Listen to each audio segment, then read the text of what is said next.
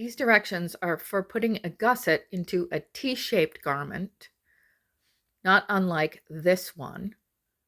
This image is from a folkwear pattern. The pattern pieces that we are using focus just on this portion of the garment, which is part of the body, part of the sleeve, and under the sleeve. So if you're looking at the pattern, this is part of the body. This is part of the sleeve. These are both cut on the fold. And then the gusset goes in here. Notice that these arrows indicate where to start and stop stitching. Also notice that the notches on the gusset and on the body match each other, as do the notches from the body to the sleeve. Starting with the sleeve, stitch the gusset to one side, going through the seam allowance towards the body and stopping exactly at the notch on the sleeve. Clip into the arrow notch, trim the gusset seam allowance down, wrap the shirt seam allowance around it, and then top stitch to create a flat fell.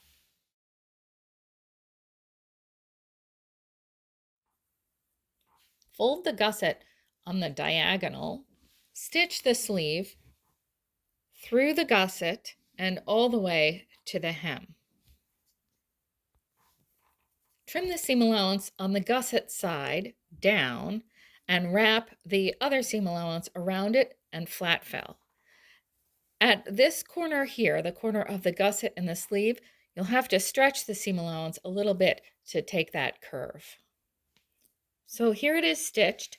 Notice that there's a little bit of woodiness happening in that point, but on the face, it has a very smooth look. So now we have a sleeve with a gusset attached. On the body of the garment, stitch our side seam, which is this weird little part here, from the notch down to the hem. This is an arrow notch, and you're going to clip all the way in and then flat fell. So now we have an arm's eye and a sleeve. We're going to stitch the two of them together with the seam from the gusset matching up to the arrow notch here and the 3 notches from the body to the sleeve and the 1 notch from the gusset to the body.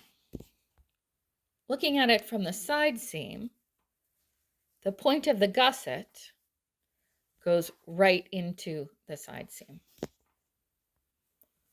Trim the shirt seam allowance down and wrap the sleeve and gusset seam allowance around it and top stitch for a flat fell. Match the point of your gusset to the point of your first line of stitching on the side seam and then stretch just a little bit as you get to the corner, and you'll end up with a nice chevron at the bottom of the gusset.